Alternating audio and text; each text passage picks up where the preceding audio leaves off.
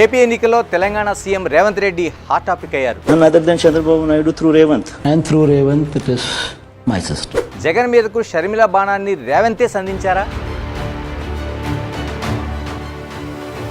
CM Jagan జాతీయ మీడియాలు ఇస్తున్న ఇంటర్వ్యూల్లో పదే పదే రేవంత్ రెడ్డి పేరు ఎందుకు తీసుకొస్తున్నారు? Through Revanth.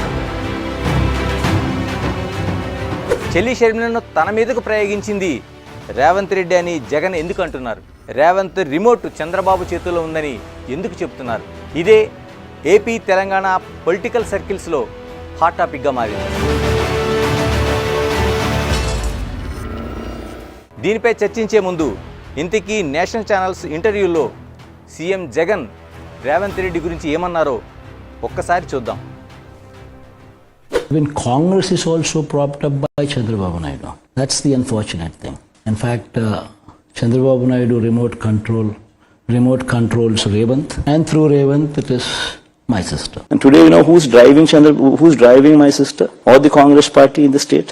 None other than Chandrababu Naidu through Revanth.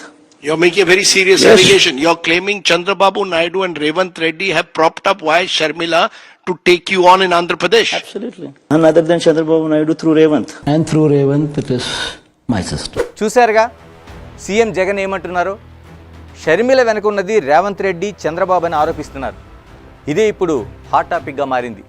రెండు వేర్వేరు ఛానల్స్, రెండు వేర్వేరు ఇంటర్వ్యూలు. ఏదో ఫ్లోలో వచ్చిన మాటల్లా కనిపించడం లేదు. షర్మిల వెనక CM Revanth Reddy game plan ఉందనేలా జగన్ మాట్లాడుతున్నారు. రేవంత్ లింకును చంద్రబాబుకు సైతం కలిపేశారు. ఒకరి చేతిలో ఒకరు రిమోట్ కంట్రోల్ అంటూ లింకులన్నీ గట్టిగా ముడేస్తున్నారు. ఏపీ పాలిటిక్స్లో సీఎం రేవంత్ రెడ్డి ప్రస్తావన అసలు ఎందుకు తీసుకొస్తున్నారు? ఎవరి రాష్ట్రాలకు వాళ్ళు సీఎంలుగా ఉన్నారు. మరెందుకు రేవంత్ తననేదో చేయబోతున్నారంటూ జగన్ అంటున్నారు?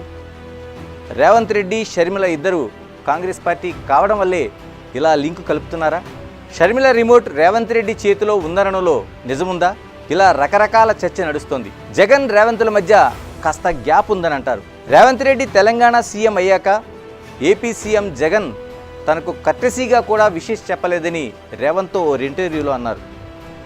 మా జగన్ ట్విట్టర్లో విష్ చేశారంటూ సజ్జల క్లారిటీ ఇచ్చే ప్రయత్నం కూడా చేశారు.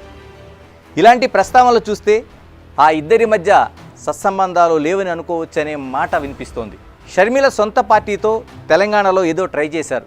ఏపీలో అదృష్టం పరీక్షించుకుంటున్నారు. షర్మిల తన తండ్రి వైఎస్ ఇమేజ్నే నమ్ముకున్నారు. అందుకే తన తండ్రి పార్టీ అయిన కాంగ్రెస్లో చేరారు. అధిష్టానం ఆమెకు ఏపీసీసీ పగ్గాలు అప్పగించింది. హస్తం పార్టీ తరపున పోటీ చేస్తే ఆమెకు బలమున్న కడప జిల్లా నుంచే చేయాలి. అందుకే కడప ఎంపీగా బరిలో నిలిచారు. ఇందులో ఇంతకంటే పెద్ద లాజిక్ ఏమీ ఉండకపోవచ్చు. షర్మిల వర్సెస్ జగన్ పోరులో మధ్యలో రేవంత్ రెడ్డిని ఎందుకు ఇన్వాల్వ్ చేస్తున్నారో అర్థం కావట్లేదని కాంగ్రెస్ వర్గాలు అంటున్నాయి. గతంలో చంద్రబాబు, రేవంత్లు టీడీపీలో కలిసి పనిచేశారు కాబట్టే రేవంత్ చంద్రబాబు మనిషిని ముద్ర వేస్తున్నారా? ప్రస్తుతం షర్మిల జగన్కు ప్రత్యర్థి కాబట్టి షర్మిలను చంద్రబాబుతో ముడిపెడుతూ మధ్యలో రేవంత్ను సైతం లాగుతున్నారా? జగన్ ఆరోపణల వెనుక వ్యూహం ఏదైనా ఉందనే అనుమానాలు లేకపోలేదు. అటు రేవంత్ రెడ్డి మాత్రం జగన్ ప్రస్తావన తీసుకొచ్చిన సందర్భాలు దాదాపు లేవని అంటున్నారు. రేవంత్ సీఎం అయినప్పటి నుంచి 6 గ్యారెంటీల అమలుపైనే కంప్లీట్ ఫోకస్ పెట్టారు. ఇప్పుడు పార్లమెంట్ ఎలక్షన్లో బిజీగా ఉన్నారు. జగన్ గురించి ఆలోచించి పావులు కదిపేంత తీరిక, ఓపిక ఉండకపోవచ్చని విశ్లేషకుల అభిప్రాయం. అటు జగన్పై సొంత రాష్ట్రంలో ముప్పేట రాజకీయ దాడి జరుగుతుండటం, అందులో తన చెల్లి షర్మిల కూడా ఉండడంతో ఉక్కిరిబిక్కిరి అవుతున్నారని అంటున్నారు.